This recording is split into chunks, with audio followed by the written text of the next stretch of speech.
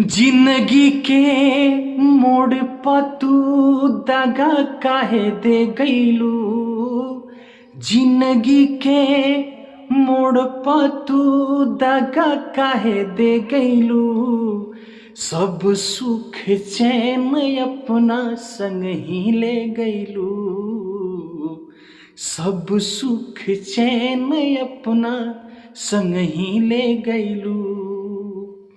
दिलवा की बात अपना कैसे कहीं, तोहरा बिना हम कैसे रहीं। जीना भी क्या है जीना है, तोहरा बिना जीना भी क्या है जीना है।